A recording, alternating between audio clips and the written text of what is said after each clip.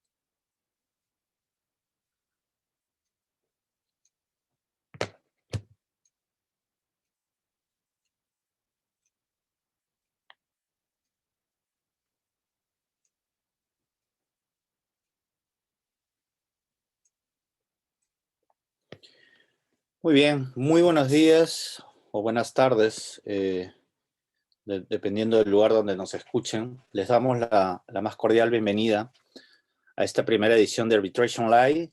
Arbitration Live es una serie de webinars que empezamos desde el día de hoy con esta edición. Arbitration Live pretende ser un espacio de discusión del arbitraje internacional, de las tendencias modernas, de los casos de diferentes jurisdicciones, y también un espacio que sea abierto y a todos, un espacio participativo, donde podamos promover las diferentes diversidades, tanto de jóvenes, de género, de idiomas, etcétera, etcétera. En esta primera edición hemos querido escoger un tema de mucha actualidad. Como ustedes saben, los tiempos de pandemia en los últimos años ha abierto un poco más la posibilidad de que se vean no solamente árbitros trabajando de manera independiente en sus propios despachos, en sus propios bufetes, sino también los que se ha llamado las boutiques de arbitraje internacional, que se dedican también exclusivamente a la defensa de partes en arbitrajes internacionales, en procesos internacionales en general. De manera que hemos escogido este tema para conocer un poco las perspectivas que tienen árbitros reconocidos en nuestro medio, en la región, en América Latina, que un poco también están por todos lados del mundo, en Estados Unidos, en Europa, viendo casos, asuntos. Y tenemos un panel de lujo, tenemos a Francisco González de Cosío, tenemos a Mauricio Gom. Desafortunadamente, a último momento, Elena se ha disculpado con nosotros porque le ha salido un asunto muy urgente. No perdemos las esperanzas de que la podamos tener de repente en cualquier momento en medio del panel. Y también tenemos la moderación de Michelle Carrillo, que es socia de la firma Litredi en México, justamente una boutique dedicada al arbitraje internacional. Yo voy a dejar la palabra a Michelle para que continúe con el panel y la presentación de los expositores y luego conversar sobre estos temas tan interesantes. Voy a invitarlo desde ya a que puedan hacer sus preguntas por el chat. Las vamos a leer todas, a recibir, y con mucho gusto las vamos a atender. Los invitamos a que sean muy participativos en este panel para poder enriquecer la discusión. Muchas gracias por su atención y los invito a estar siempre conectados a esta serie de Arbitration Live. Michelle, por favor, adelante. Muchas gracias por participar. Claro que sí, Roger. Gracias. Buenos días a todos, buenas tardes a todos los que nos acompañan desde otras latitudes. Muchas gracias por acompañarnos. Roger, gracias por la introducción. Gracias sobre todo por esta iniciativa de Arbitration Live y por tener la visión de crear un foro específico para árbitros independientes, para boutiques, para practicantes hispanos y latinoamericanos, ¿no? Que sin duda es como bien dices, un sector que está creciendo, que en estas épocas de pandemia increíblemente también vio un incremento muy, muy importante. Esta es la primera sesión de Arbitration Live y estoy muy honrada de poder moderarla. Tenemos, como dices, un panel extraordinario, a pesar de que Elena no nos podrá acompañar o quizás, como dices, esperamos que tenemos la esperanza de que se conecte en algún momento, pero en todo caso vamos a aprovechar al máximo que tenemos a Francisco, a Mauricio en el panel y vamos a aprovechar este tiempo con ellos. Vamos a empezar con una breve introducción de nuestros panelistas. Francisco González de Cosío es experto en arbitraje. Él funge como árbitro y como representante de parte en procedimientos arbitrales internacionales y es profesor de arbitraje en la Universidad Iberoamericana.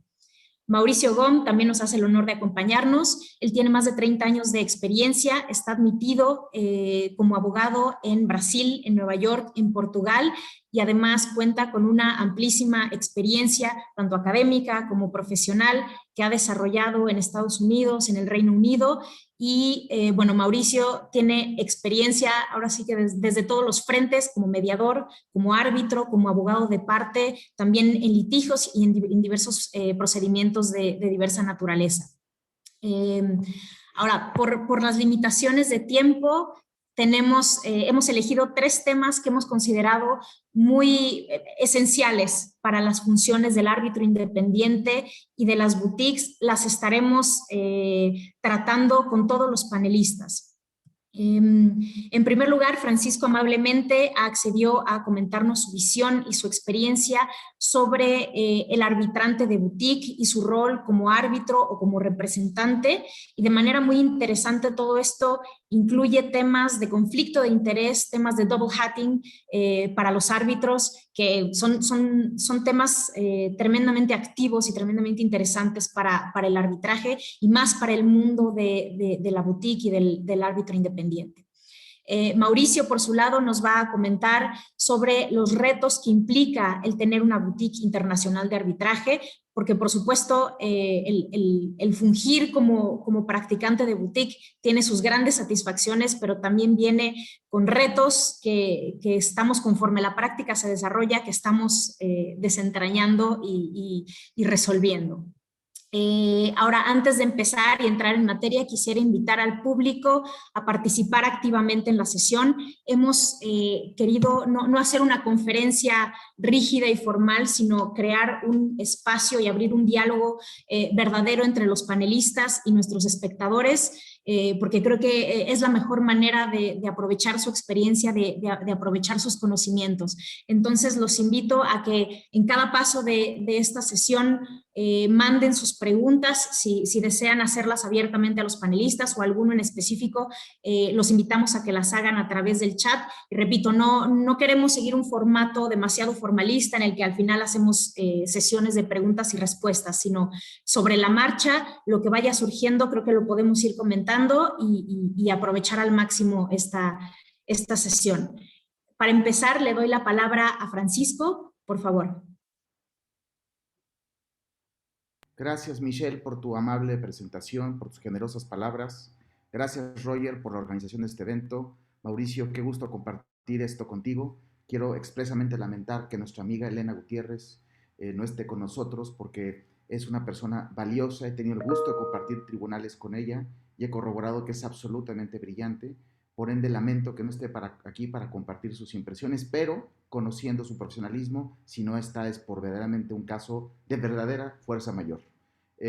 Quisiera abordar el tema que Michelle amablemente introdujo. Voy a usar muy brevemente unas láminas de apoyo. Michelle, ¿se ve bien ya? Sí. Se ve correctamente, Francisco, sí. Muchas Adelante. gracias. Me han pedido que hable de un tema que me ha fascinado, que me lo hayan asignado, porque es un tema que me ha dado mucho en qué pensar y me ha dado muchas satisfacciones, pero a su vez muchas preocupaciones. Yo quisiera decantar en los 7 minutos que hemos acordado que debemos procurar mantenernos para que podamos dialogar mucho con el público, no solo que haya un monólogo, sino haya un intercambio de impresiones con los panelistas y con el público. Quisiera explicar el tema en 3 partes, que son estas. El tema es boutiques arbitrales, como lo expresó Michelle, el papel del arbitrante. Me gusta, esa palabra cada vez gana más espacios. Y como subtema, un tema candente, que es double hatting. Como explicó Roger, va a incluir temas de conflicto de interés. Y lo que yo quisiera hacer es compartir un estado de reflexión. Más que defender una idea, más que ser asertivo con una postura, compartir lo que he meditado al respecto, fruto de una serie de cosas que he observado, que he visto, que he reflexionado y que como resultado tratado de cerciorar que mi praxis sigue unos cánones que yo siento que son no solo los deontológicamente aceptables, sino los que yo me impondría a mí mismo si yo fuera el árbitro que yo escogería para resolver el caso más importante de mi vida. Y quiero exponer esta visión porque las personas que entran conmigo, invito a que lo corroboren, pueden hablar con gente que ha trabajado conmigo o actualmente trabaja, mi modelo de negocio, mi oferta de valor, mi forma de entender mi praxis es tal que yo considero que ser árbitro es un oficio noble, es un nobile oficio. Y yo estoy convencido que cuando casas tus ideales con un modelo de negocio, la pasión derivada de ello tiene como resultado éxito y por lo menos, éxito es una palabra frecuentemente asociada con éxito financiero. Yo diría que éxito es una forma incompleta de medir el éxito. El éxito debe ser medido en la satisfacción que te da aquello que buscas.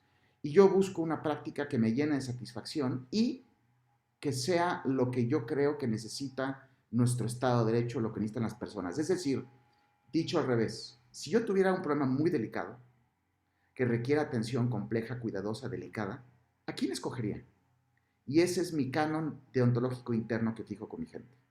Y esto tiene que ver justamente con el tema de boutiques arbitrales y double hatting por la explicación que daré, las implicaciones que tiene y la posible limitación que implica.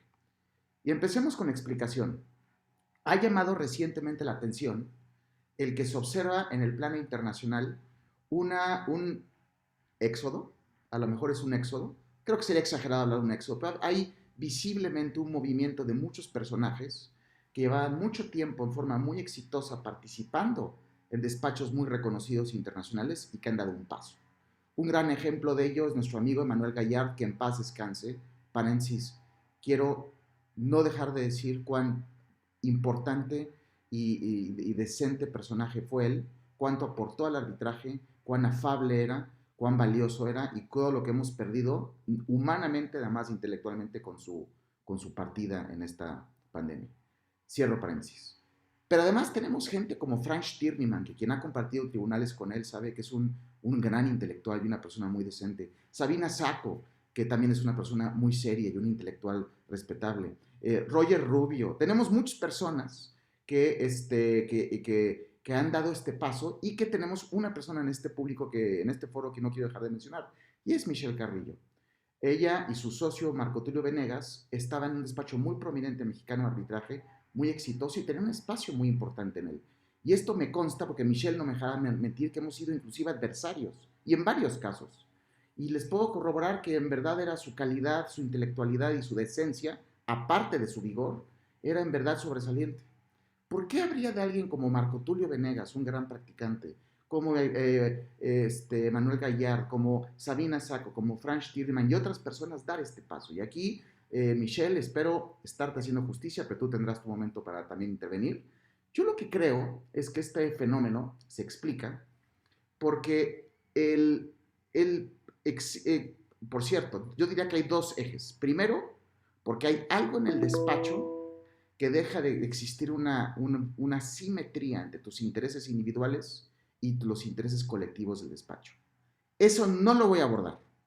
Eso puede haber muchas cosas, puede haber gestión, puede haber entendimiento, no voy a abordar eso. A mí me interesa lo que es peculiar al arbitraje, lo que cae en el arbitraje que pueda explicar este movimiento mundial de que personajes que estaban exitosamente y cómodamente en un despacho grande han dado el paso. Y yo lo que propondría es que el significado de este evento es el resultado de economías de escala versus deseconomías de escala. Primero. Segundo, que es distinto, pero tiene que ver, la teoría de Gains from Trade de David Ricardo. Y tercero, el tipo de práctica que uno vive cuando uno es árbitro, tanto árbitro como abogado de parte en arbitrajes. ¿Y a qué me refiero? Brevemente, una economía de escala, ustedes saben qué es un beneficio que deriva de producir masivamente un producto. Si una persona hace un producto, el costo fijo asociado para hacerlo hace que ese único producto sea muy caro por el costo fijo. Pero si incurrido ese costo fijo, distribuye uno eso en una línea de producción de 1000 unidades, el costo medio variable baja en forma radical. Esto ocurre en arbitraje porque, y aquí es donde creo que explica atinadamente lo que estos personajes que tengo en mente han vivido, y es que cuando uno es parte de un despacho grande y exitoso, el éxito de ese despacho y el éxito individual de esta persona puede llegar a un punto en el cual compiten y hay lo contrario a gains of trade. Les conviene separarse porque entre más exitoso es un despacho grande, más clientes tiene. Entre más clientes tienes, más conflictos le generas a tu árbitro que quiere él poder decidir sin conflictos casos. Es decir, el árbitro, entre más clientes y más asuntos tenga su despacho, él probablemente pueda tener menos. Entonces es un paso natural de personas que han estado en un despacho grande, dar este paso cuando ambos son muy exitosos. Siguiente cuestión, gains from trade. Las gains from trade es una idea que es muy frecuentemente repetida y a veces dudo si es totalmente comprendida, inclusive por personas preparadas. Gain of trade es la sencilla idea de que si tú te especializas en algo, el resultado agregado es superior. Si tú no te especializas, puedes hacer, llevándolo al tema abogados, yo puedo dedicarme a laboral, yo puedo dedicarme a civil, yo puedo dedicarme a penal, yo puedo dedicarme a mercantil, y eso ocurre, por cierto, a los abogados generalistas en mercados poco desarrollados. Pero en la medida que un mercado se va desarrollando, se hace natural la especialización y la especialización genera gains of trade, de tal forma que el pastel crece en la medida en que te especializas. Eso hace, por ende, que atado al fenómeno individual, es decir, despacho versus arbitrante y árbitro, entre más el mercado se especializa, más pasa que más gains of trade existen. Entonces, lo que era un fenómeno individual, despacho y árbitro, se magnifica por el que la sofisticación, la madurez de un mercado. De tal forma que estas dos variables hacen que entre más madure el mercado y entre más éxito tenga el despacho y entre más éxito tenga el árbitro, exista naturalmente especialización. Por último, práctica más artesanal. Quienes nos dedicamos al arbitraje sabemos que ser árbitro en verdad es algo peculiar. Y al nuevo entrante a veces no le queda tan claro, me pregunto, a veces he pensado, puedo ser injusto, porque algo tiene el arbitraje que atrae a muchas personas, a veces no sé si por los motivos correctos, pero que cuando les pones un expediente enfrente, por ejemplo un caso de construcción con 1000 pruebas, y los dices, redacta el laudo, el reto intelectual es a veces apabullante. Y uso la palabra con cuidado, escarmienta.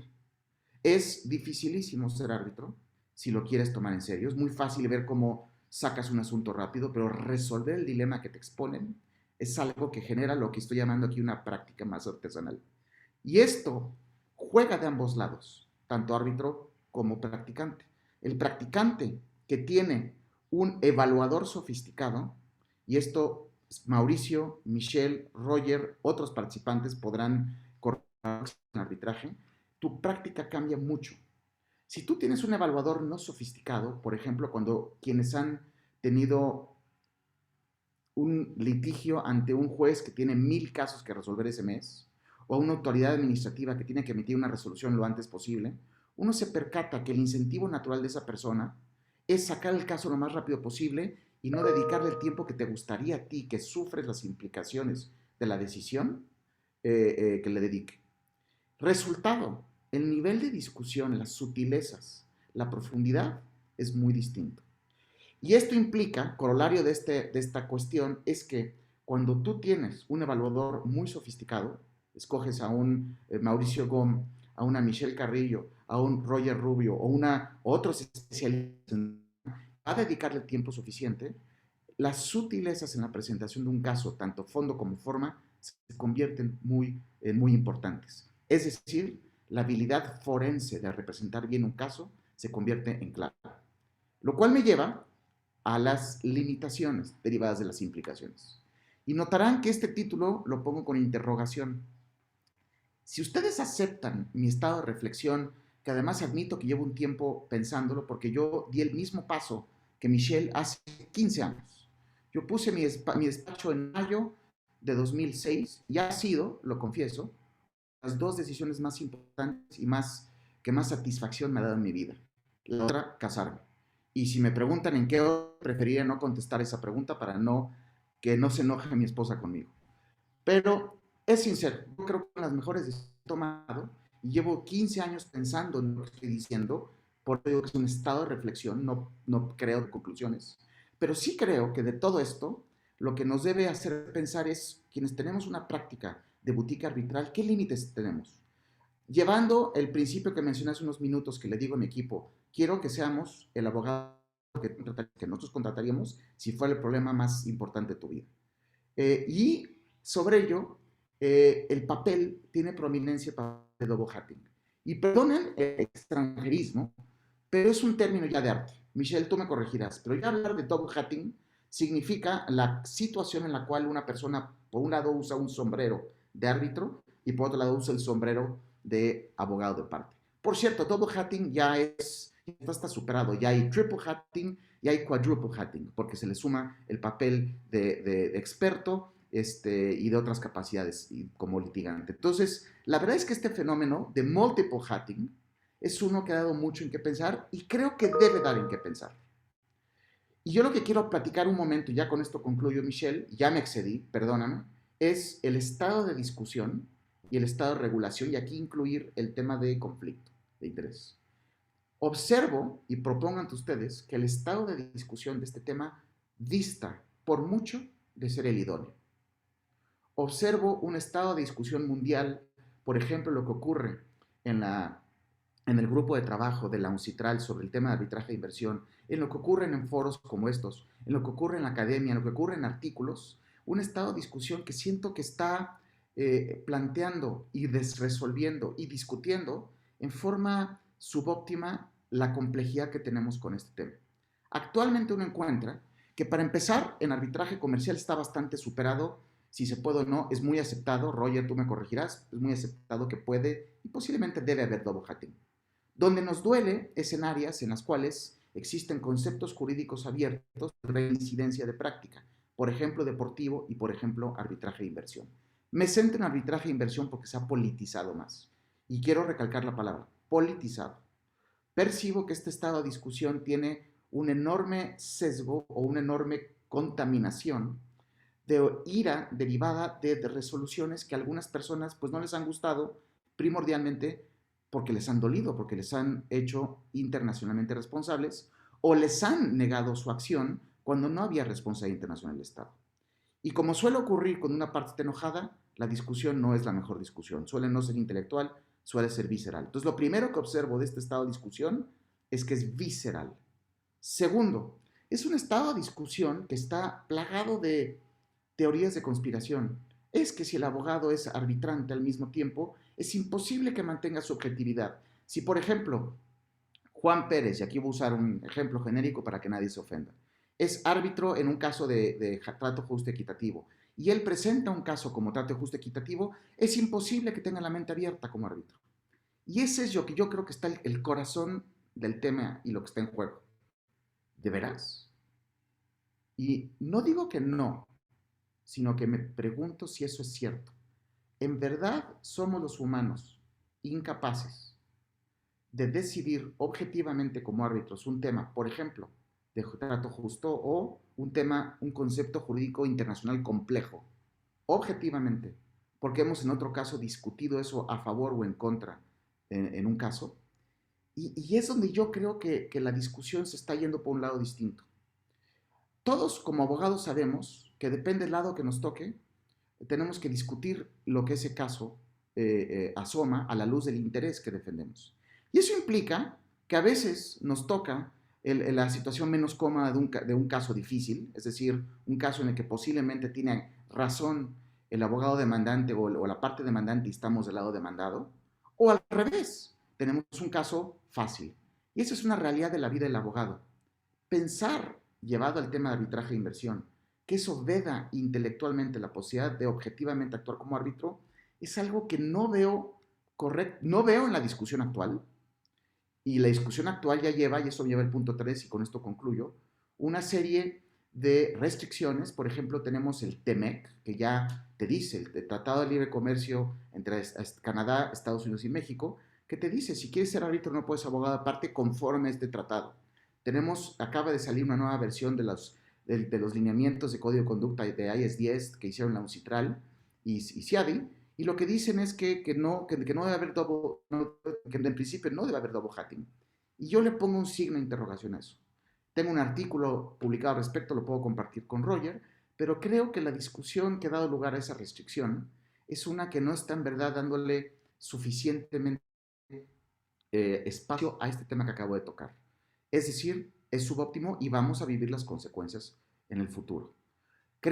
Propongo que la regulación correcta es permitir, pero exigir divulgación. Y así las partes que decidan si les gusta o no, y que el árbitro y abogado de parte en su caso decida si lo toma o no. Concluyo con 3 conclusiones que me interesará conocer que dice Mauricio, Michelle y Roger, que son que la boutique, los arbitrantes, es producto de la especialización natural, gains from trade, teoría de la ventaja competitiva, ellos sano, y double hatting, en el quid double hatting debe ser la imparcialidad. Las prohibiciones genéricas son sobreprohibitivas. Me va a interesar mucho conocer su opinión.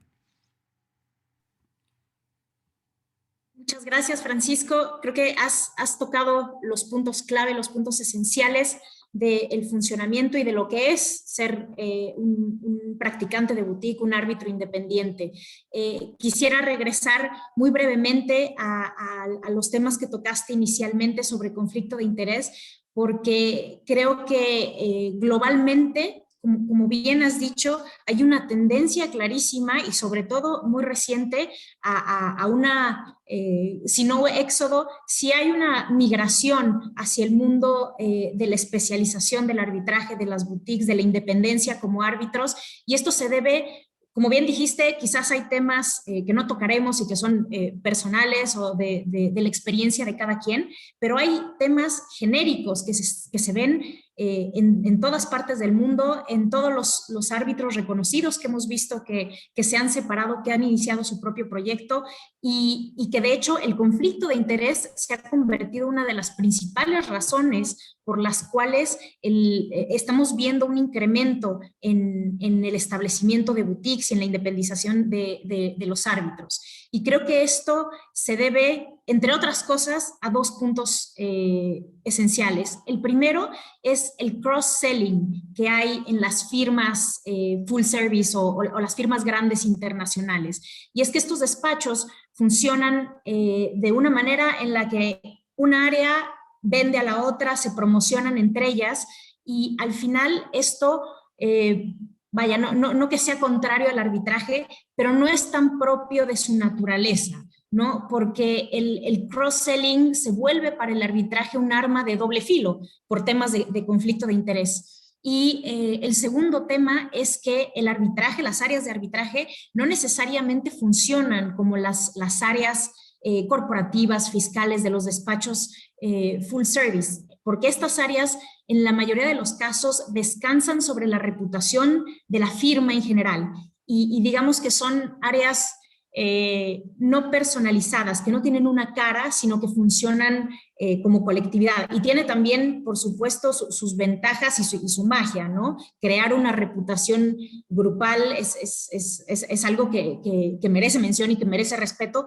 pero que no necesariamente coincide con la manera en la que funciona el arbitraje, donde la reputación del área deriva principalmente de la reputación personal del árbitro o de la persona que funge como representante principal de partes en el arbitraje, ¿no? Y entonces, lo que yo he visto en mi experiencia es una tendencia muy repetida de que muchas empresas, muchos clientes trabajan con despachos de cabecera para sus temas, digamos, generales, legales, de corporativo, de fiscal, de otras áreas, pero el día que tienen un arbitraje, migran hacia una persona o hacia una boutique especializada, ¿no? Y esto me ha tocado verlo repetidas veces por azares del destino, y creo que el arbitraje tiene que funcionar de una manera sui generis y de una manera que sea acorde con su naturaleza, ¿no? Y entonces vuelvo de nuevo a lo que mencionaba Francisco sobre la especialización del arbitraje,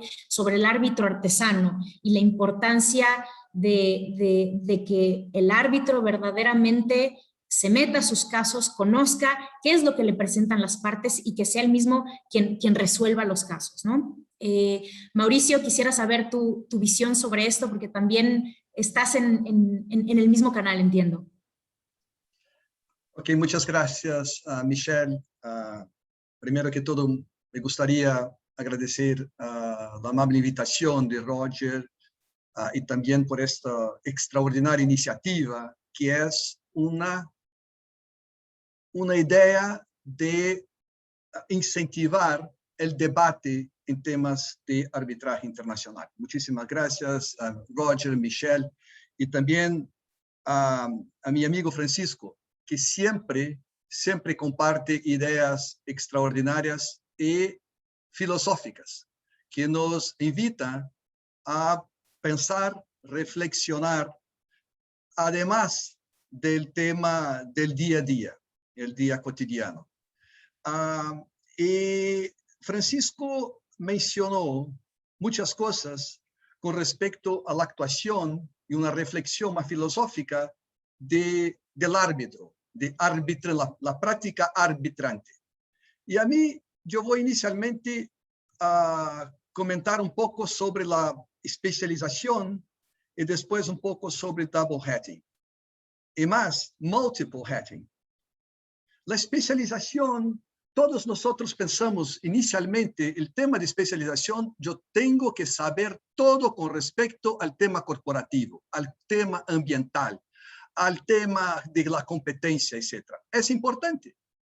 Hoy es importante que tenemos una especialización, pero hay también tener una sensibilidad cultural, sobre todo en términos de arbitraje, cultural, para comprender las diferencias. Y ahí yo hago un comentario muy práctico. El tema de ser árbitro o actuar como árbitro es un aprendizaje constante. No hay casos iguales. Todos los casos traen y ahí una palabra que también Francisco ha utilizado, satisfacción. Éxito no significa necesariamente decir éxito financiero, sino una satisfacción por estar aprendiendo un poco más con las personas. Y esto, en un contexto de arbitraje internacional, nosotros hemos hecho facultades de derecho en sistemas romano-germánicos o sistemas de common law, sistemas de civil law, sistemas islámicos. Y estamos trayendo para nuestra práctica lo que hemos aprendido, la experiencia académica, profesional que tenemos.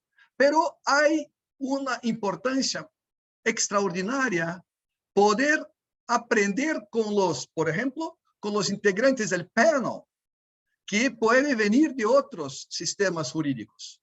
Nosotros hoy decimos, no hay la distinción entre common law y civil law, hay una distinción entre árbitro experiente y árbitro no experiente.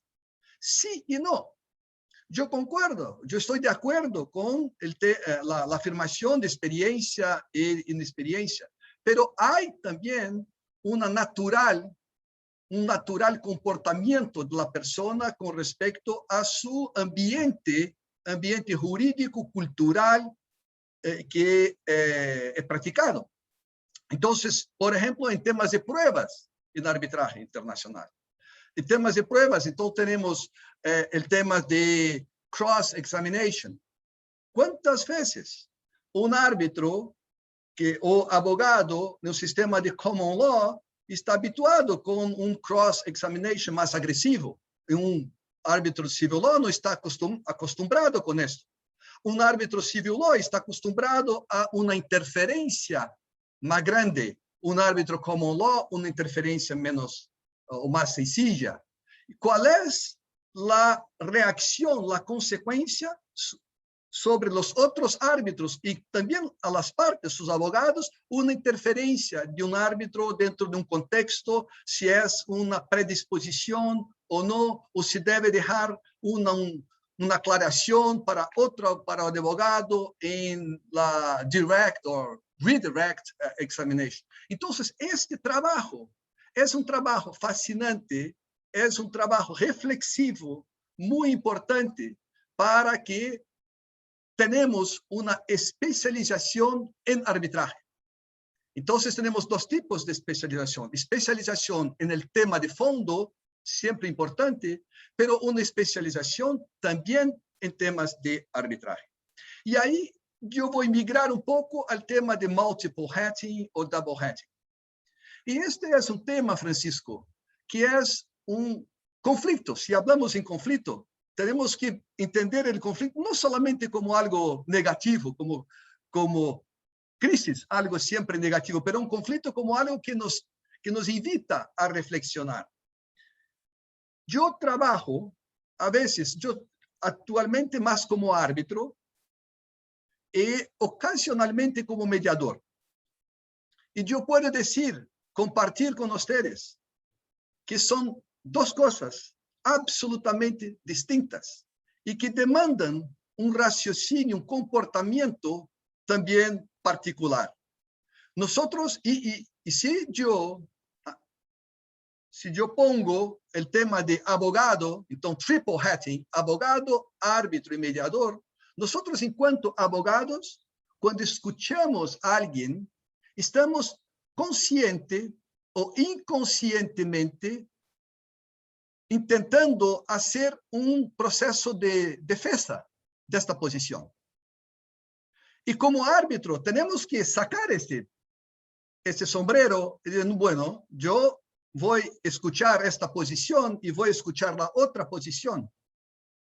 Y como mediador, yo no soy invitado a decidir, yo soy invitado a hacer una participación proactiva con las personas para que ellos, no yo, para que ellos puedan tener una solución que a ellos sea interesante, sea palatable o aceptable.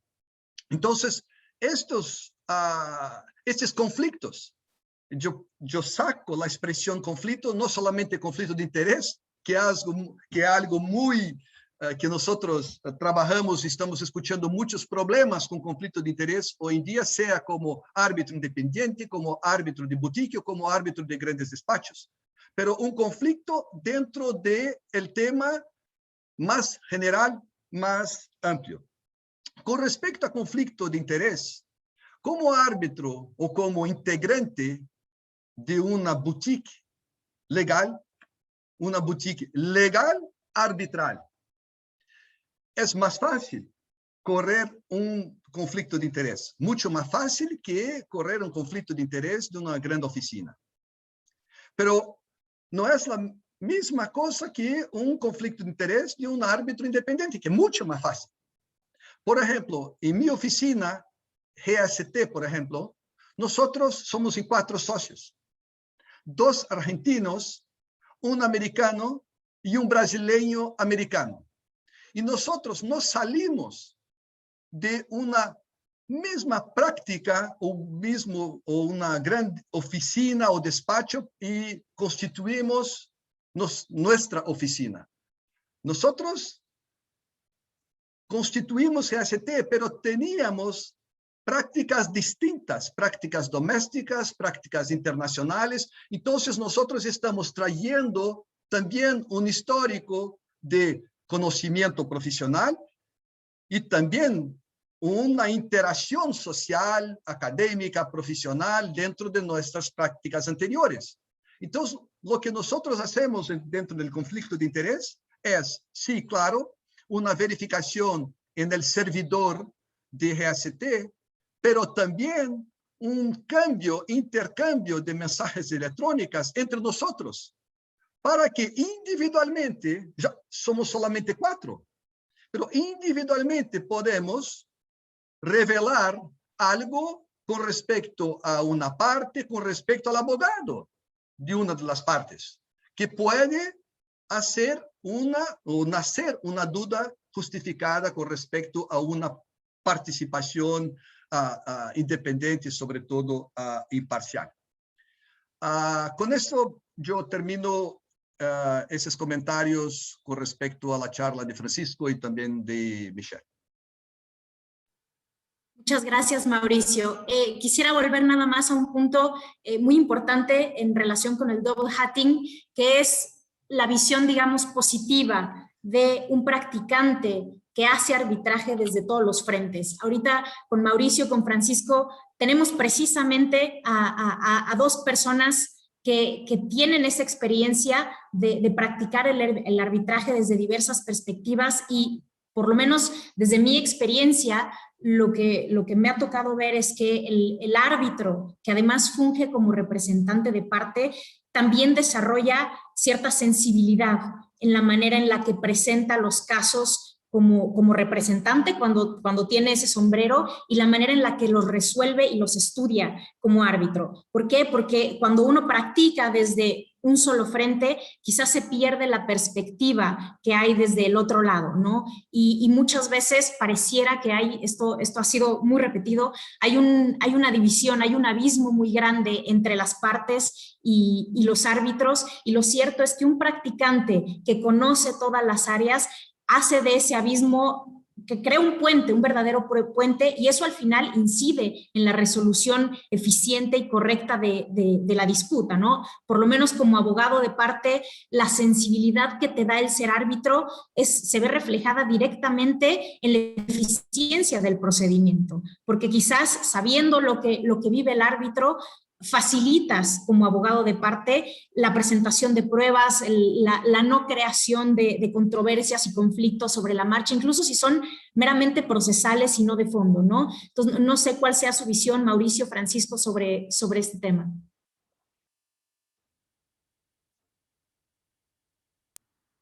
Francisco, te escuchamos. Gracias, Mauricio. Michelle, yo creo que has tocado un tema que es al que me refería con la habilidad forense y que es un tema digno de destacar, y aplaudo que lo hagas. Y es que existe un enriquecimiento mutuo de las dos labores distintas. Eres mejor abogado de parte conforme actúas como árbitro y eres mejor árbitro cuando has sido abogado de parte o sigues siendo abogado de parte. Cuando eso no ocurre, y voy a poner, para explicar el punto, voy a poner un par de ejemplos. Estoy seguro que no soy el único que ha compartido tribunal con perfiles totalmente académicos. Y no es un comentario peyorativo. Quien me conoce, ustedes lo saben, es que yo soy muy académico y me fascina la academia, me fascina el derecho, entre otras cosas. Por cierto, Mauricio, gracias por tus generosas palabras sobre las apreciaciones filosofías. Soy un filósofo frustrado. Me gusta, pero no me dedico a eso. Y creo que uno debe tener filosofía.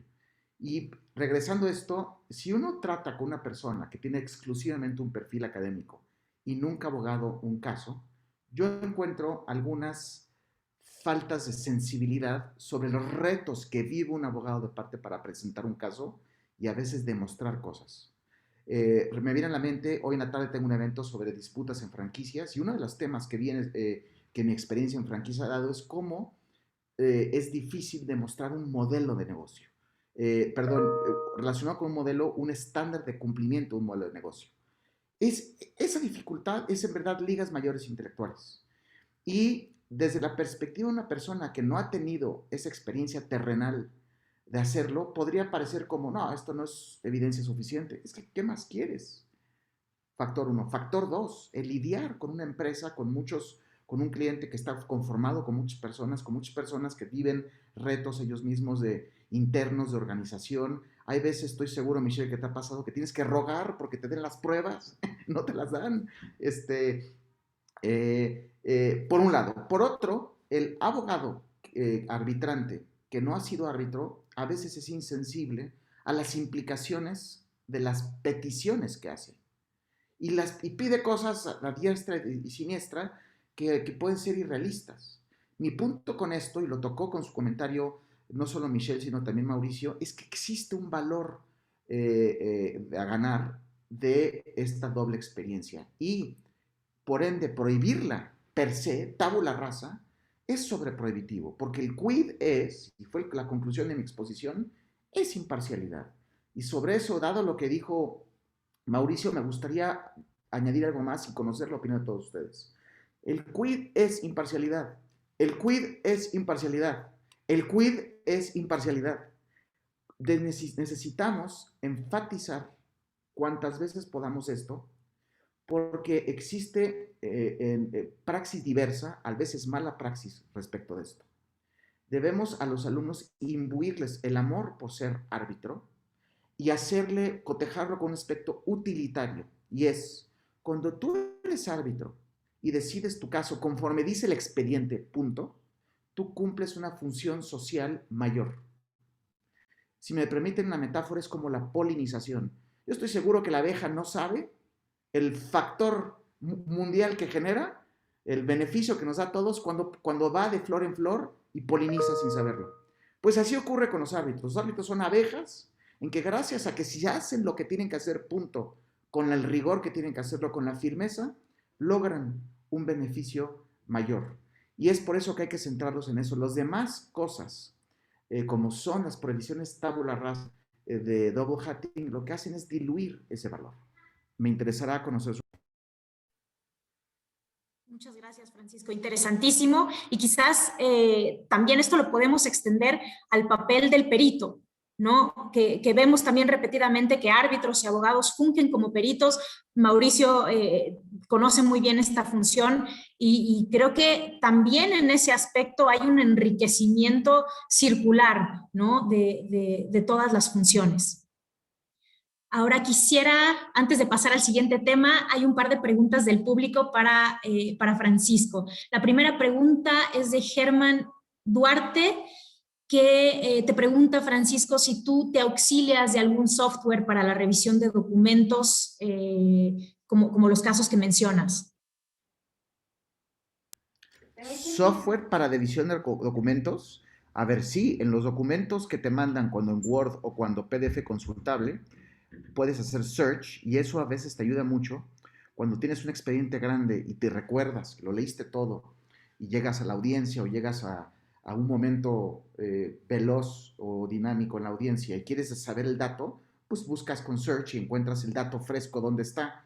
A veces hay cuestiones muy... Por cierto, esta es la importancia de dar documentos consultables. He tenido casos donde adversarios míos o como árbitro que las partes no se dan entre ellos, documentos searchable, perdón el anglicismo, pero que permiten búsqueda, y parece que no, pero es algo que muy útil y que por eso muchas órdenes procesales lo expresan, ahora lo exigen. No sé si esto contesta la pregunta del doctor Duarte. No sé, quedamos a la espera de su feedback, pero yo quisiera agregar también un punto. Creo que se relaciona mucho con lo que exponía Francisco al final, que es la labor artesanal del árbitro, ¿no? A mí, yo tengo cierta experiencia en temas de anticorrupción en México y ahí sí, como abogado, las revisiones de documentos es un mar, ¿no? Son extensísimas y hay softwares que ayudan mucho a procesar estos documentos, que ayudan a crear palabras clave, que automáticamente agrupan los documentos, que los categorizan. En mi experiencia, el arbitraje no puede automatizarse de esa manera, o no, idealmente no debiera, ¿no? Precisamente la labor artesanal del árbitro consiste en tomar los documentos, las pruebas, los escritos que transmiten las partes y allegarse de ellos directamente. Que hay casos en los que es imposible leer todos los documentos, sin duda, ¿no? Pero creo que no debemos automatizar tanto la labor del árbitro. No sé si esto también abone a la pregunta. Sí, Mauricio, perdóname, adelante. Sí, muy rápidamente con este tema de software.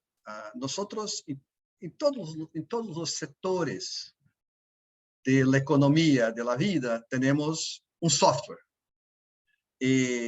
Hablamos mucho de la inteligencia artificial en todos los temas, las áreas, etc. Entonces, hay una migración paulatina para una dependencia de la máquina o la dependencia del software. Quizás yo soy un poco un jurásico asumido. Sí, el software es importante como árbitro, como abogado, es muy importante para acelerar un trabajo que puede ser acelerado. Pero hay una necesidad, Michelle, yo diría una obligación de árbitro de verificar, de constatar si no hay un punto específico que está planteado en el proceso que la máquina, el software, no puede llegar. Entonces, sí, el software es importante. Hay mucho software para esto, para agrupar, para seleccionar, para muchas cosas, pero es importante que una revisión, el ojo y la mentalidad del árbitro, y también con respecto al abogado, lo mismo. Lo peor que pueda suceder al abogado es que el día de audiencia, el abogado de la parte contraria informa un punto, un tema que el abogado no se ha tido la oportunidad de verificar porque se utilizó estrictamente de la máquina del software. El software ayuda, pero no es todo. De acuerdo, Mauricio. Tenemos también una pregunta de Edgar Zúñiga para Francisco. Él comenta que a raíz de lo explicado por Francisco, se podría concluir entonces que son incompatibles realizar las labores profesionales de árbitro y adjudicador. Nada más para ver si escuché bien. ¿Incompatibles las capacidades de árbitro y adjudicador o árbitro y mediador? Nos pone que son incompatibles realizar las labores profesionales de árbitro y adjudicador. Depende qué se refiere al doctor Zúñiga. Yo entiendo que el árbitro adjudica.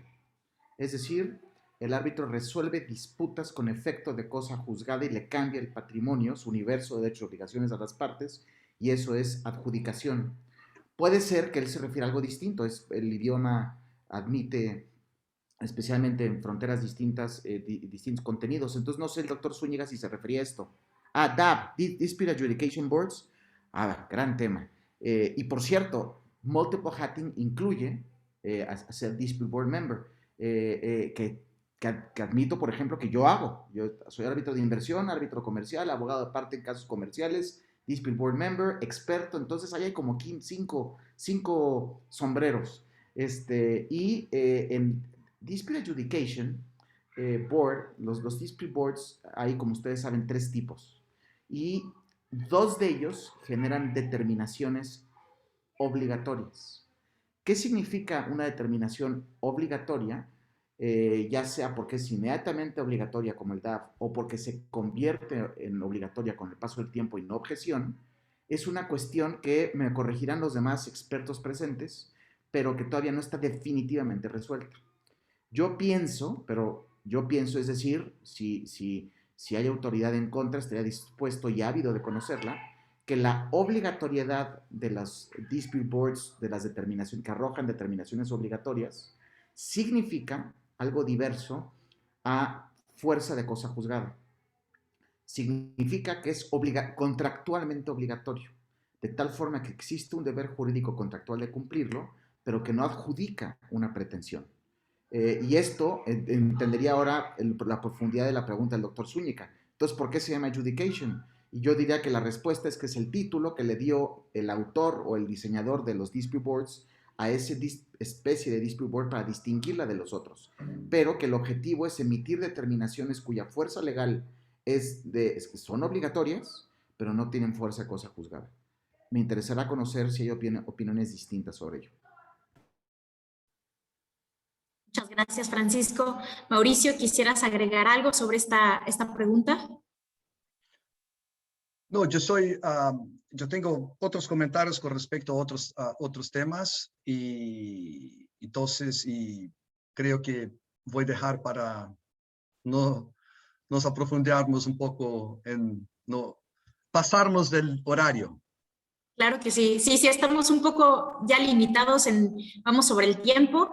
Vamos a pasar a la exposición de Mauricio. Le recuerdo al público que nos pueden plantear preguntas en cualquier momento para irlas rebotando con nuestros panelistas. Adelante, Mauricio. Gracias, Michelle. Antes de entrar en el tema, me gustaría de hacer en 2 minutos comentarios con respecto a algunas reflexiones de Francisco. Me gustó mucho la analogía con las abejas.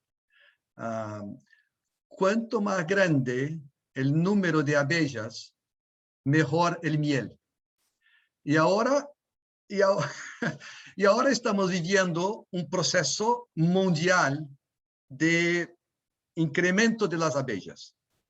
Esto sí puede traer un resultado muy positivo, pero hay también algunos retos, algunos desafíos. Voy a hablar de desafíos de boutique arbitral un poco dentro de un rato. Me gustaría también, cuando Francisco estaba hablando de la importancia de abogado, la experiencia de abogado como árbitro y viceversa. Y regreso al tema de esta charla, la arte de arbitrar. Es una ciencia, es una arte. La arte de abogar es una ciencia y es también una arte. Es una arte de convencimiento. Yo me recuerdo, Francisco, que un juez criminal brasileño, una vez, porque juez, en muchas jurisdicciones, los jueces no necesitan ser abogados. Terminan la facultad de Derecho, hacen una prueba para ingresar como juez. Y un juez criminal pasó la vida como juez criminal. Una vez, la persona que fue objeto de una condenación criminal fue su hijo, no por él, por un otro juez. Y fue a visitar a su hijo en la cárcel y se quedó espantado. ¿Cómo puede una situación de esta naturaleza? Esto es solamente una ilustración para decir que era un juez completamente isolado de la realidad. Entonces, cuando trabaja como abogado, puede tener ayuda y mucho su actuación como árbitro. Yo creo que en algún momento hay necesidad de optar, hay una opción si va a ser más abogado, va a ser más árbitro. Pero la experiencia es importante. Y finalmente, un comentario, una vez más, de orden práctico. Cuando un abogado está delante un tribunal arbitral, common law, ¿cómo convencer? Porque el arte de la abogacía, ¿cómo convencer el tribunal? Nosotros, abogados del sistema de civil law, normalmente utilizamos las frases en la voz pasiva. El contrato fue firmado por José. Esto para un americano, para un common law, esto empieza sin saber el sujeto. ¿Cómo el contrato fue firmado? ¿Quién firmó el contrato? Entonces, son detalles dentro del arte de convencimiento. José firmó el contrato y no el contrato fue. Entonces, hay muchas cosas, muchos detalles para auxiliar el proceso de convencimiento en la cabeza del árbitro. Con esto termino comentarios anteriores. El tema ahora es el retos de las boutiques. Entonces, la pregunta es, ¿las boutiques legales o arbitrales son el futuro de la profesión? ¿Cuáles son los retos y desafíos? ¿Y cuál es el efecto de la pandemia? Inicialmente, ¿por qué? ¿Por qué constituir una boutique arbitral? Hay razones para esto, muchas razones. Razones societarias, por ejemplo. Conflitos con socios. Conflitos dentro de los equipos. A veces, en un ambiente más grande, de grandes oficinas, hay también un ambiente autofágico. Porque todos los abogados, todos los profesionales tienen que realizar determinados objetivos y estos objetivos financieros. Entonces hay un conflicto interno entre socios o entre los equipos. Razones económicas. Una perspectiva de una rentabilidad, sino más grande, pero más tangible, más visible, en consecuencia directa del trabajo. Entonces, hay una percepción más clara de que el trabajo va a generar determinado resultado, incluyendo el resultado financiero. También por razones profesionales, una dedicación más exclusiva en una rama del derecho, sea arbitral, ambiental, competencia, corporativa, etc. Hay una razón profesional, una maturidad profesional. Especialidad, y hablamos mucho de la especialidad, y también flexibilidad con respecto a honorarios.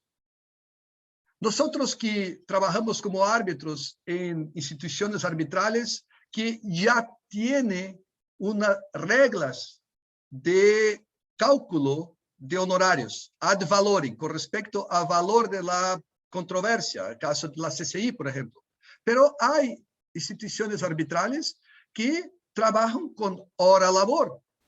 Y el árbitro puede decir, puede definir su honorario distinto del honorario que tenía cuando era integrante de una grande oficina. También razones personales, mayor independencia de horario de trabajo, mayor flexibilidad, mayor autonomía, sobre todo dentro de este momento, dentro de este ambiente pandémico que nosotros vivimos. Y razones de conflicto de interés. Y ahí más precisamente lo que estábamos hablando anteriormente. Una sensación, quizás, una sensación de mayor libertad. No se recusa más una actuación como árbitro porque una subsidiaria de una de las partes es cliente de un abogado integrante de una oficina situada en otra parte del mundo. No hay contacto, ningún contacto entre los abogados, la grande oficina, no hay contacto, pero hay una posibilidad de conflicto de intereses. Entonces hay una sensación de mayor libertad. Pero, estas son las razones, quizás las ventajas de constituir una boutique arbitral. Pero una boutique demanda un trabajo administrativo, operacional, estratégico, tecnológico y financiero que el abogado de una grande oficina no se preocupa. Yo soy especialista, yo soy una persona especializada en un tema arbitral o no, yo ingreso en una grande oficina y recibo un ambiente de trabajo maravilloso, pero dentro de un contexto de esta grande políticas, dentro de esta grande oficina. Entonces, hay como una comparación con fútbol, es un jugador que está jugando en todas las posiciones, no solamente en todas las posiciones internamente de la boutique, sino también se preocupando con las posiciones, porque esto directamente va a impactar su trabajo, su tiempo de trabajo. La boutique no tiene la musculatura completa de una grande oficina jurídica, full service, servicios completos. Y quizás lo más emblemático, lo más importante es que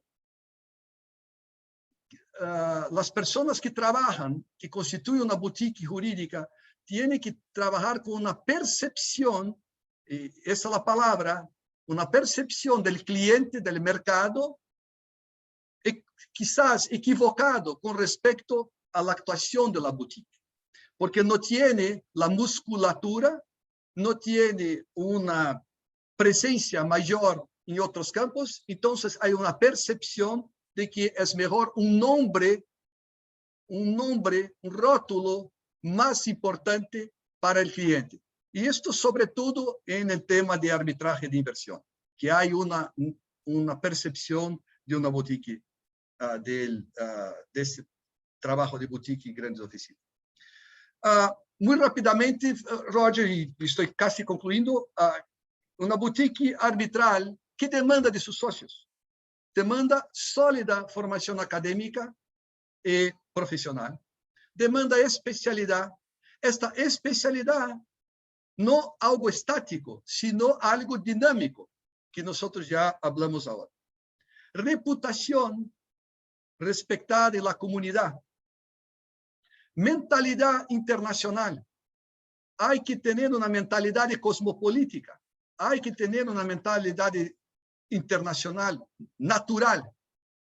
También una sensibilidad cultural. Hay que entender la participación, y eso es un tema también que podríamos hablar mucho aquí, con respecto al debido proceso y tácticas de guerrilla.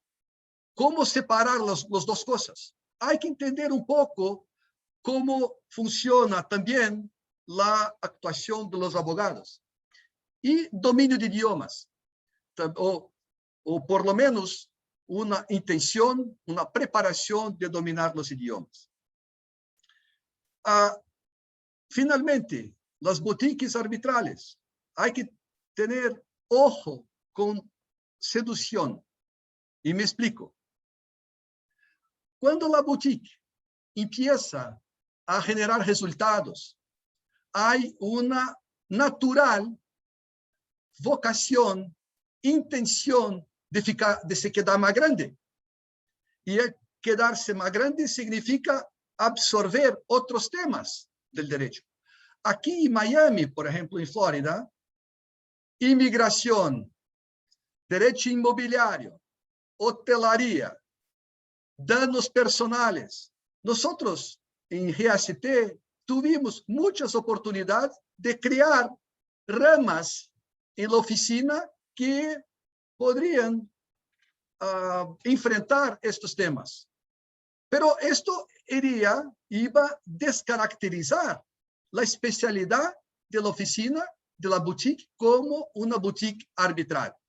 Entonces, quizás podría generar mucho más resultado financiero, pero iría a descaracterizar la actuación de la boutique y de sus socios. También la posibilidad de hacer un merger o incorporar toda la oficina, toda la boutique por un grande despacho. Esto es una sensación muy agradable, porque nosotros estamos haciendo un trabajo que está siendo reconocido, pero hay que pensar también, puede ser algo positivo, pero hay que pensar las razones que yo he mencionado, las razones que generaron la abertura de la boutique. Hay también temas de publicidad, temas de marketing, pero yo creo que mi tiempo ya está un poco, ya pasé un poco de mi tiempo y cierro por aquí mis comentarios. Gracias. Muchas gracias, Mauricio. Has tocado también uno de los puntos clave de las boutiques y de toda esta migración que estamos viendo, que son los esquemas de costos. Creo que a diferencia de las grandes firmas, las boutiques y los árbitros que trabajan de manera independiente tienen una eficiencia en costos que sería imposible de lograr en un aparato grande por su propia naturaleza, ¿no? Creo que más allá de la decisión sobre costos es la exigencia de mantener el aparato y precisamente la musculatura de la que hablas, ¿no? La boutique permite, por otro lado, la flexibilidad. ¿Por qué? Porque en las estructuras grandes, evidentemente, quizás uno de los socios no puede directamente tomar una decisión sobre costos en el momento, hacer una cotización. tiene que consultarlo, ¿no? Hay mecanismos, hay procedimientos que se tienen que seguir y la flexibilidad de la boutique no solo se da en cuanto a los montos y a los esquemas de los costos, sino también en la manera en la que se pueden negociar e implementar. Y curiosamente, volviendo a la analogía de las abejas, que es muy interesante y muy adecuada, este pequeño factor tiene incidencia en muchas otras cuestiones, ¿no? Y lo que se está viendo recientemente es que en los casos, por ejemplo, de third party funding, hay una preferencia por las boutiques. ¿Por qué? Porque estas entidades que quizás son ajenas al conflicto, que tienen cierta barrera, o más bien una absoluta barrera respecto de la disputa, lo que tienen como uno de los principales objetivos es la eficiencia en costos, ¿no? Entonces, algo tan básico como es el funcionamiento de las estructuras de costos de una boutique puede tener incidencias en el crecimiento de otros sectores como es el fondeo de terceros. No sé cómo lo vean Mauricio, Francisco. ¿Quieres comenzar, Mauricio, o quieres que aborde? Por favor, Francisco, las autoridades primero. Entonces tienes que empezar tú. Pero a ver, No, para por favor. abonar a la discusión, quiero decir tres cosas. Primero, yo creo que la descripción que Mauricio nos ha dado de los retos es extremadamente profunda. Secundaría todo lo que dijo. Y me parece además que lo decanta de una manera muy inteligente. Tengo un comentario sobre una de ellas, y es la debilidad de ser pequeño. Y sobre ello, yo me pregunto si es verdad, si no es a veces más aparente que real. Por ejemplo, Michelle es un buen ejemplo. Perdón, Michelle, que te ponga on the spot, pero por favor, matiza, corrige, desdice todo lo que voy a decir. Cuando fuimos contrarios, Michelle y yo, pues Michelle estaba en un león de despacho y yo era el ratón. Y en verdad eran Marco Tulio y ella. Yo me pregunto, y ahorita son Marco Tulio y ella. Yo me pregunto cuántas veces esta visión de debilidad derivada de un gran nombre no es más aparente que real, porque en verdad quien hace el trabajo es un equipo que con frecuencia es más chico porque es un tema muy específico. Entiendo la inercia natural de que el senior counsel de una compañía grande tenga, para estar seguro que sus accionistas no lo regañan por el resultado de un caso, que tenga que escoger un nombre reconocido, lo entiendo. Y sobre eso no creo que haya nada en el arbitraje que es distinto a todos los mercados en todas las materias del mundo. La competencia significa que el incumbente tiene una ventaja por ser incumbente. Y quien quiere ingresar al mercado tiene que encontrar qué hay en el terreno para ver cómo compite con el incumbente.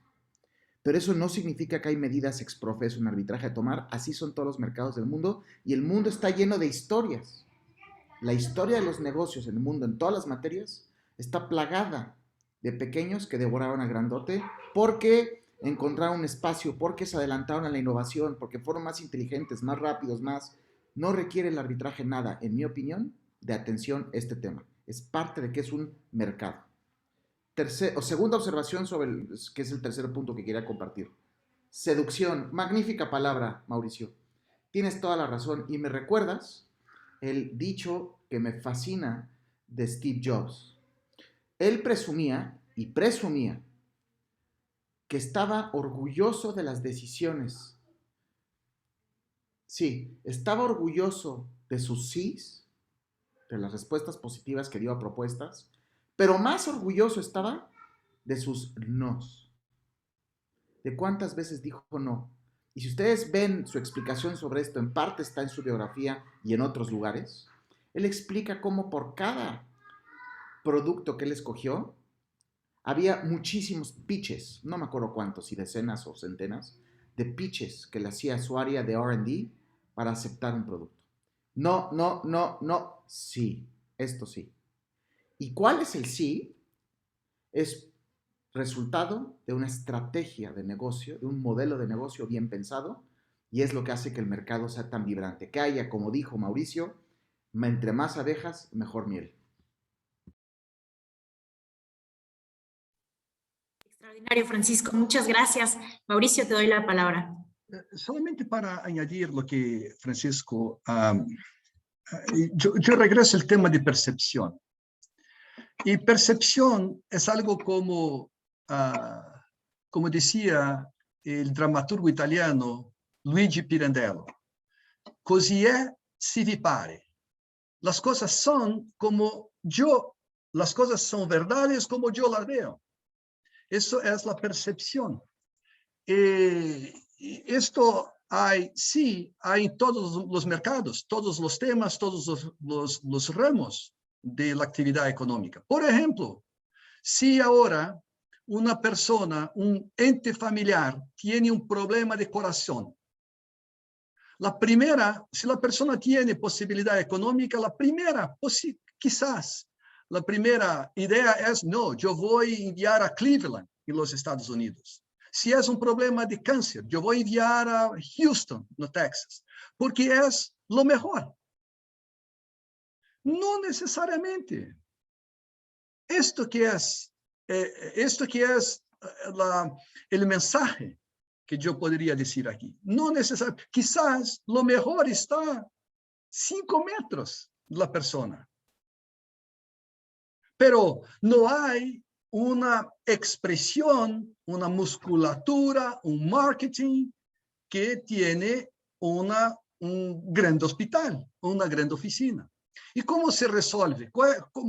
No se resuelve overnight, un día para el otro.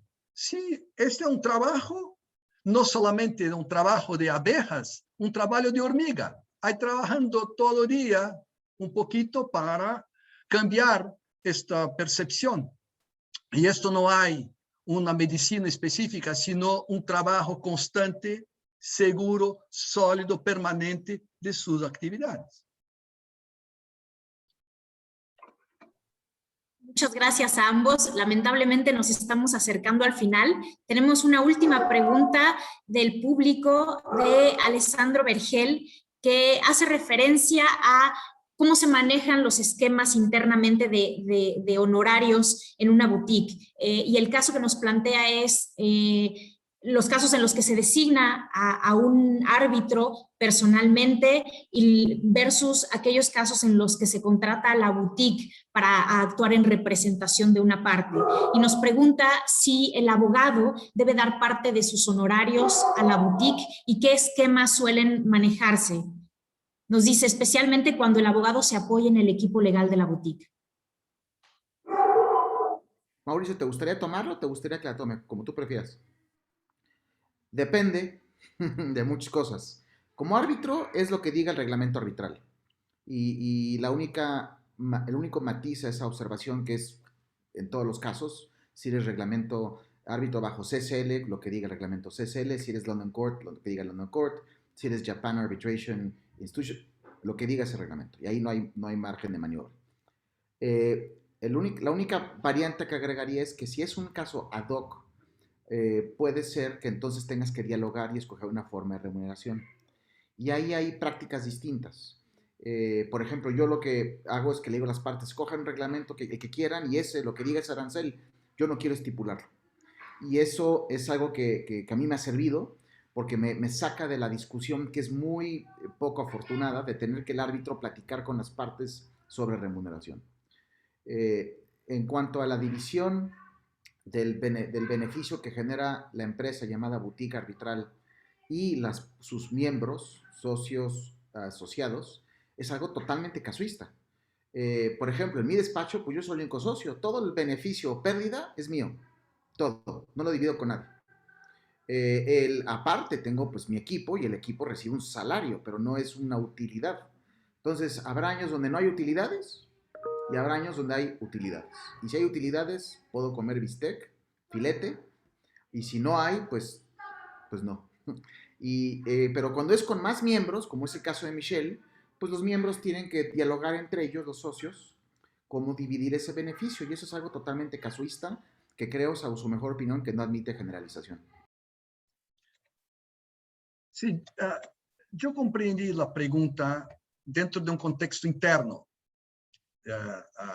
¿Qué debe hacer la boutique cuando un integrante de este boutique trabaja como árbitro y puede trabajar como abogado. Yo voy a decir lo que ha dicho Francisco, depende. Y depende de lo que los integrantes de la oficina, de la boutique, han arreglado para estas situaciones. Entonces, si una persona como integrante de boutique trabaja como árbitro y trabaja exclusivamente, no hay quizás un interno, una persona que ayuda a hacer un research, pero es un trabajo personalísimo. ¿Cómo esto va a integrar el monto general de la oficina, de la boutique? Si esta misma persona trabaja como abogado y utiliza equipos de la oficina, yo creo que esto es algo que no es difícil arreglar entre los socios, sobre todo dentro de un boutique, de una boutique arbitral, cuya característica es la flexibilidad y creatividad de los integrantes. Lo más importante es crear un mecanismo, una regla que para afastar el problema de las grandes oficinas, la percepción, un mecanismo que la parte pueda hacer un trabajo y no se sienta que el resultado de su trabajo no está siendo regresado de una manera compatible con su trabajo vis-a-vis de los otros integrantes. Sí, totalmente de acuerdo con ustedes.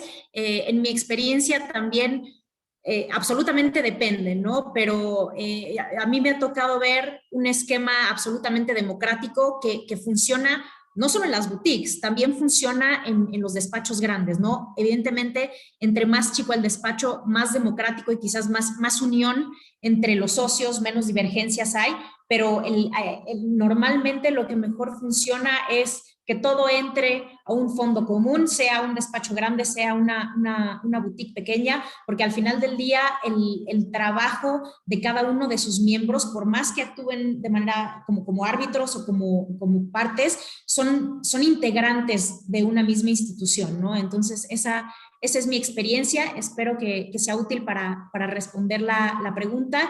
Y ahora sí le paso la palabra a Roger. Les agradezco mucho, Mauricio, Francisco. Ha sido un placer tener la oportunidad de moderar el panel, de escuchar sus experiencias, su visión. De verdad ha sido excepcional, único. Muchas gracias. Roger, gracias, adelante. Michelle.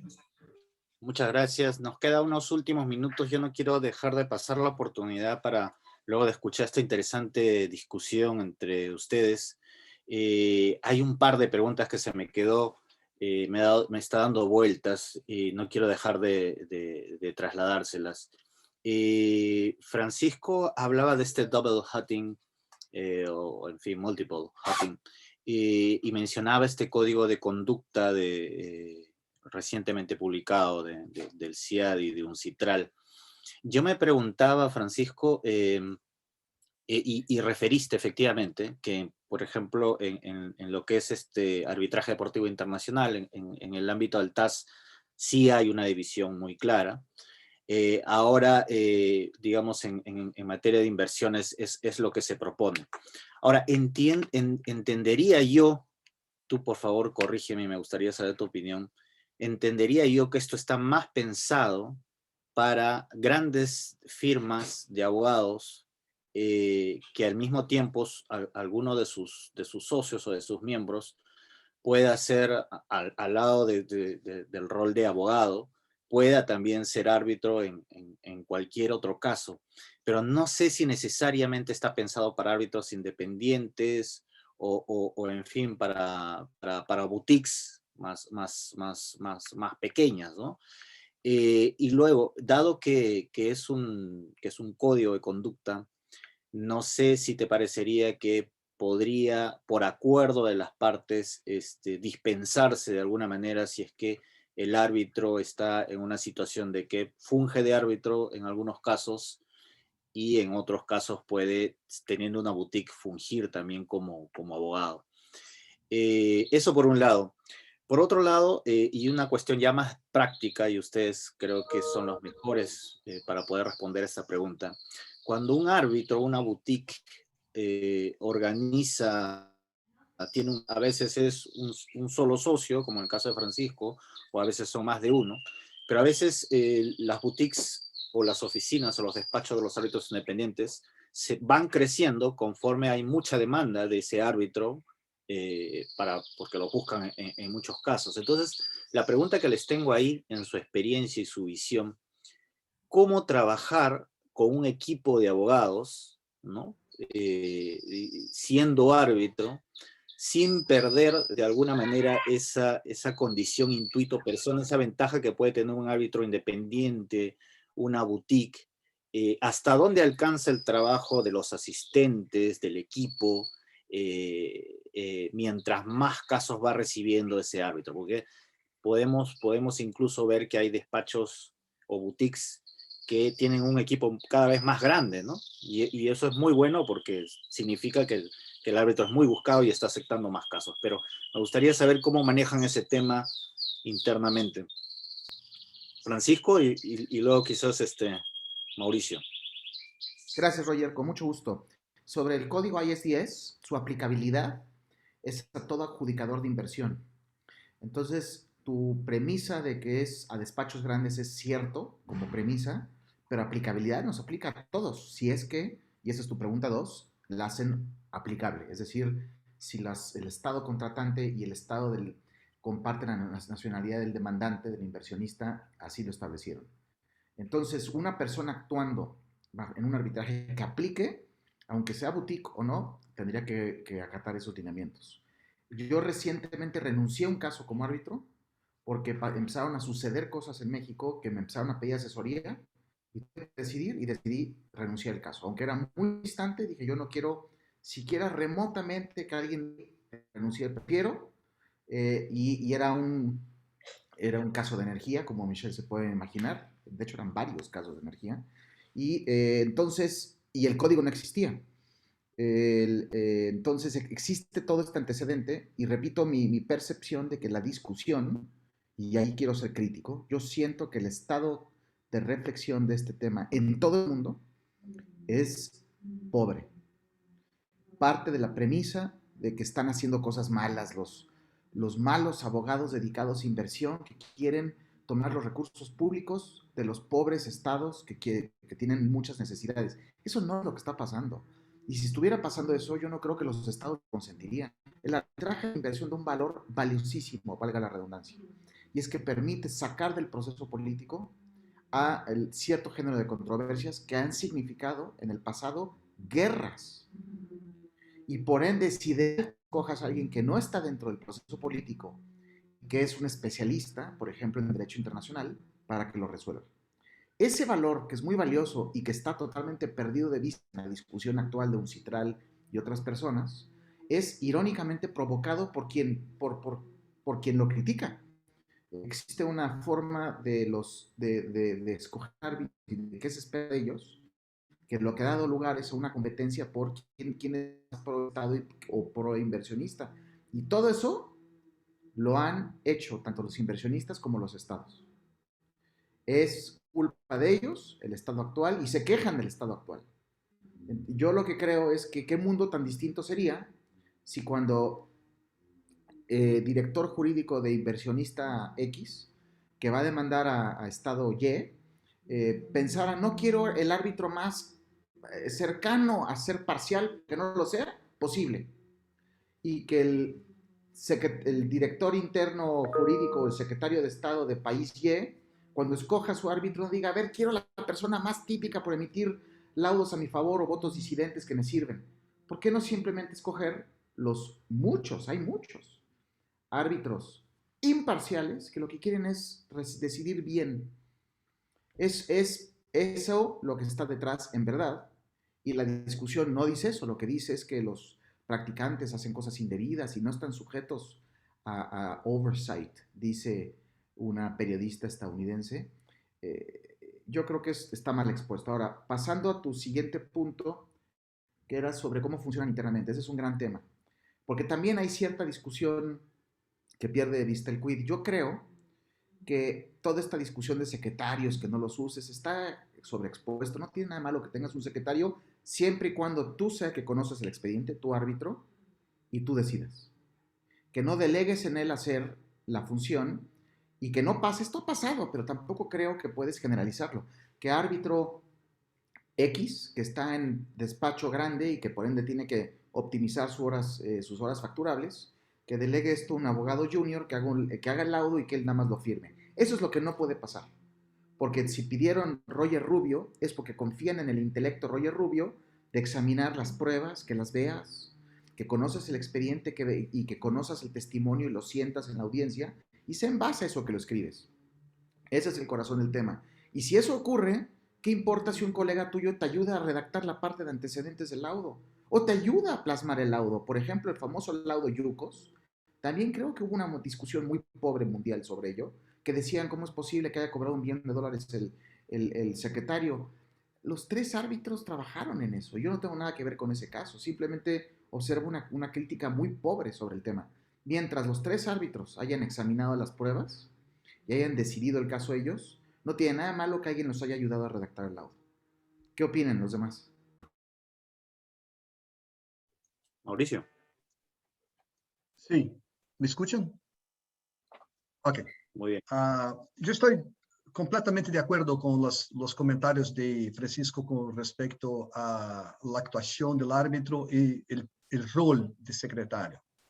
A mí me gustaría también apenas comentar un poco, no solamente el rol de secretario, sino el rol de los coárbitros. A veces, el presidente, el chairman, no tiene la colaboración, la cooperación, sea cooperación procesual o cooperación de fondo de los coárbitros. Esto es un tema que a mí me parece muy importante porque quizás ahora estamos, o en algunas jurisdicciones, estamos viviendo algo como la crisis o el crisis de suceso del arbitraje. Entonces, personas pueden ingresar o actuar, servir como árbitro, como coárbitro, y dejan todo, absolutamente todo para el presidente. Esto para mí es una agresión, hay muchos adjetivos ahí, una agresión a las partes, porque las partes están contratando, están viendo en la persona de Michelle, de Roger, de Francisco, lo mejor que para adjudicar y decidir su caso. Cuando hay cuando el presidente, sea Michelle, sea Roger, sea Francisco, hay una constatación que los demás no están colaborando, esto es una situación que desafortunadamente contamina el desarrollo del arbitraje. Con respecto al secretario, el rol del secretario, con respecto al rol de un asistente del árbitro, si el poder decisorio siempre se queda, siempre está allá, no solamente decisorio, sino la fundamentación de la decisión. No solamente la decisión, pero la fundamentación es del árbitro, porque es un trabajo personalísimo. Si hay una ayuda para sumariza los puntos de las partes, la parte A, la parte B, etc. Esto para mí es aceptable tranquilamente. Yo quisiera terminar solamente con un ejemplo también de esto. Se sucedió algo como 2 semanas. La situación es la siguiente. A GACT, como otras boutiques, otros escritorios, otras oficinas, despachos jurídicos en Miami, tiene un acuerdo de cooperación con la Universidad de Miami. ¿Qué significa este acuerdo? Se llama Practicum. Practicum, la Universidad de Miami ofrece a las oficinas un número X de alumnos, de estudiantes que están haciendo el curso de posgrado en arbitraje internacional. Estudiantes de todas las partes del mundo.